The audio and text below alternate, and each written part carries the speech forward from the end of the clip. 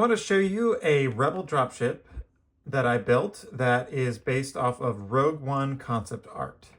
So this design was one of the paths that they explored during the development of the U-Wing for Rogue One. And at this point during the design path, they basically smashed together a Huey helicopter and a classic Republic gunship. So you can see some of the architecture up here with the twin designs. It was like they stripped off the wings, kept the cargo bay, and simplified the cockpit area a little bit down to just one cockpit. And so they took some of the things that everybody loves from that Republic one, smashed it with almost a Vietnam aesthetic. And you can actually see some of that aesthetic in the concept artwork with some of the jungle scenes that they were playing with, and the variety there, and even just the hordes of these flying through the air has a very Vietnam type vibe to it. When I saw this concept art, I liked it. It really inspired me to work on this type of project and build it out. I thought the 2025 U-Wing was a great base for it. I could see the engines and the parts from that U-Wing, and so what I built the scale out to was really to what I was able to do with the engines. So this model and the instructions has both this cigar or circle type engine profile, and there's also an oval profile. And they're both possible to make with the pieces from the 2025 U-Wing, just not at the same time. In the concept art, you can see that the engines are able to tilt back for like a liftoff type mode. And so that's incorporated here, and there is a hard stop so that it can't just spin freely, and you can get it to hang out where you want. I tried to play with that balance so that they don't always just fly back from a weight distribution perspective.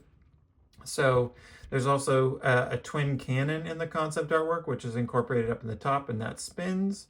Both versions have that. There's the front cockpit, so that opens, and you've got room for a single pilot in there. And then the cargo bay I left open, similar to the concept, and you got plenty of room for characters and accessory building in there. In the rear, this also opens up if you wanted to have a speeder that had rear build outs. The concept does have four, let's just call them exhaust ports in the rear. For a scaling perspective, I just did two, but I think it kind of nails the aesthetic of what they're trying to go for. On the top, we've got a pretty clean top design, smooth, tried to stay pretty faithful to the original proportions with the cutout, having everything come down here. So I think this is a pretty good attempt at the concept. I'm happy with it. Obviously the scaling is a little bit small, though depending on the renders, it could almost be played off, especially with the kind of jungle scene, that this scaling is appropriate with it being a reasonably small ship.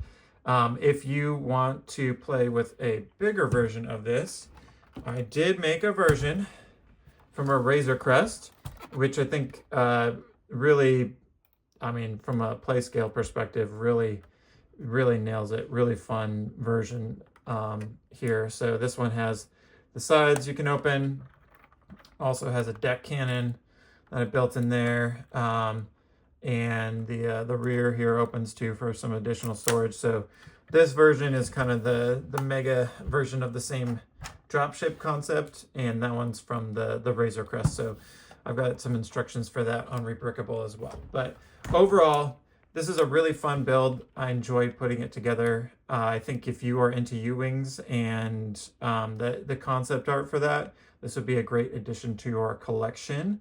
Definitely a fun party conversation starter if you want to pull out your U-Wing collection to your unsuspecting guests or victims, depending on how your personality lines. So I've got another concept art U-Wing from this 2025 as well up on Rebrickable if you're interested in that too. But otherwise, thanks for watching and have fun.